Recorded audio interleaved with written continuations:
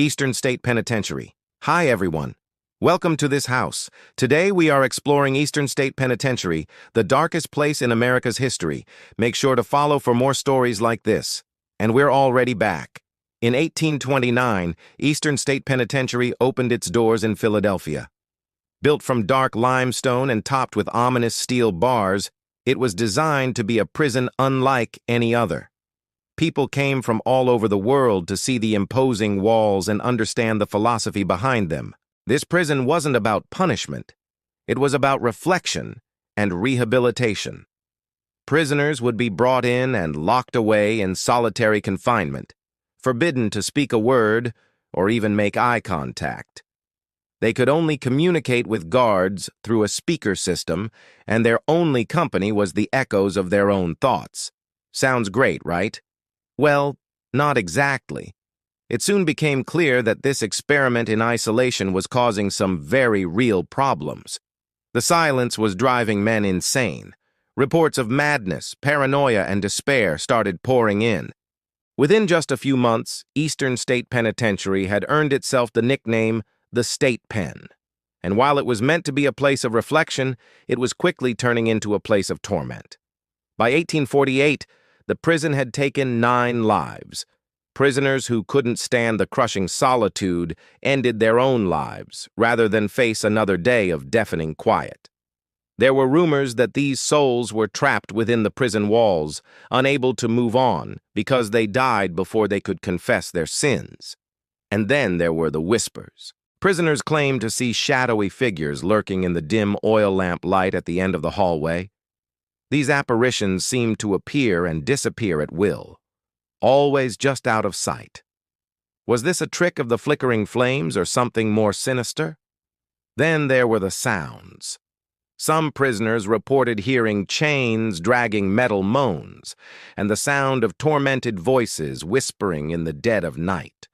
Many of the staff also witnessed the same things, and some claimed they were haunted by the same mysterious voices. Was the prison truly cursed? Were these men doomed to spend eternity within its cold, dark walls? When Eastern State Penitentiary finally closed in 1971, it was supposed to release the spirits along with the prisoners. But the darkness lingered. Eastern State Penitentiary didn't just house prisoners. It housed horrors. It wasn't just a prison, it was a torture chamber. Guards would purposely flood cells to force prisoners to sleep in icy water. Overcrowding was rampant. Cells intended for one prisoner housed 3 or 4. Men slept in shifts so that someone could always be awake to watch the door in case an escape attempt happened. Can you imagine the torment of spending years without sleep? Food was often thrown against the walls to prevent prisoners from forming attachments. Meals would be snatched up in an instant, leaving nothing but crumbs on the floor. And if a prisoner found something on the floor, a discarded piece of paper, perhaps a lost button, they were forbidden to pick it up. If they did, it was taken away and destroyed. It didn't matter if they needed it for warmth or comfort. The prison didn't care. They wanted their prisoners broken, and they made sure that if you weren't completely broken when you went in, you would be when you came out. Even after the prison doors swung open for the final time, the darkness didn't leave. It seeped into the very foundation of the building, becoming part of its DNA. When tourists and staff stepped foot inside, they were greeted with an oppressive atmosphere that clung to them like a shroud. It wasn't just the stale air and peeling paint. It was a tangible sense of dread and despair. The cries of prisoners echoed through the empty halls, mingling with the rustle of wind through broken windows. Visitors claimed to feel the weight of countless tormented souls pressing against them, desperate to be heard, desperate to be seen. Some even reported finding strange markings on themselves after a visit, symbols they had never seen before, yet somehow felt a deep connection to.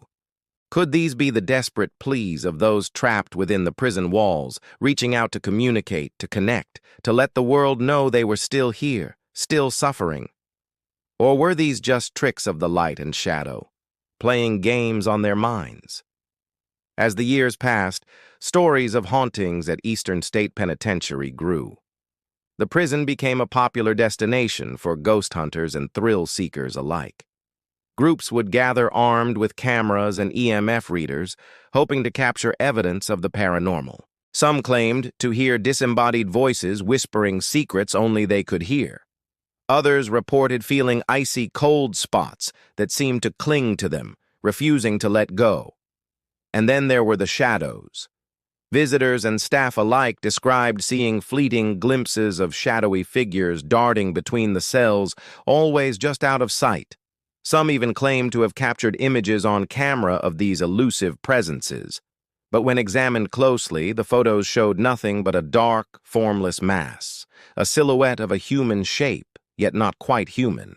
One of the most infamous hotspots is Cell Block 12. Visitors have reported seeing shadowy figures dart across the halls and vanish when followed. Others have heard the sound of footsteps echoing down the corridor, only to turn and find no one there. Some have even reported feeling a cold, heavy presence watching them, analyzing their every move.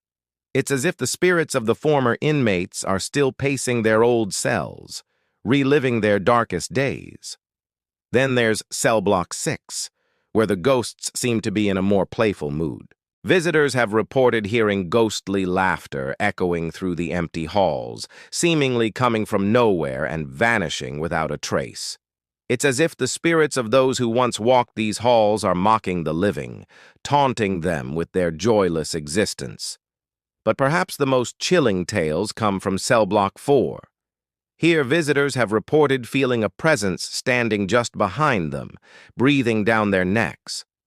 It's a sensation that has been described as both terrifying and exhilarating, as if the spirits of the past are reaching out to touch the living. But Eastern State Penitentiary is not just home to these shadow people. There are also spirits that linger in certain cells, refusing to move on. One of the most famous of these is Al Capone. During his time at Eastern State, Capone reportedly heard phantom voices in his cell, whispering threats and taunting him. He believed he was being haunted by the ghost of one of his victims, a young woman he had murdered years ago. In his desperation, he screamed at the voices, begging them to leave him alone. But they only grew louder, more insistent. Eventually, he began to break, his sanity slipping away as the voices drove him mad. It is said that even a gangster as powerful as Capone could not escape the torment of the restless dead. So what's really going on at Eastern State Penitentiary? Are the prison walls truly holding more than the living? Some dismiss these experiences as mere tricks of the mind, the result of imagination running wild in a place steeped in darkness and despair. Others believe that the prison is genuinely haunted, that the spirits of those who suffered here refuse to move on. Perhaps the truth lies somewhere in between. Maybe this is a place where the veil between the living and the dead is so thin that we can feel the echoes of the past all around us. Whatever the case may be, one thing is certain. The story of Eastern State Penitentiary is far from over. As the sun sets and the shadows grow long, this place transforms. The whispers become screams, the shadows take shape, and the spirits come alive. Those who dare to enter after dark do so at their own risk. They might just find themselves face to face with the restless dead. So I ask you, would you dare walk alone through Eastern State after the lights go out? Would you be able to handle the ghosts of Eastern State Penitentiary? Let me know in the comments below. And while you're there, make sure to like and subscribe for more terrifying tales. Also, be sure to check out our new series where I explore abandoned places. We recently released an episode on Eastern State Penitentiary. You can watch it here. Thanks for watching. See you next time.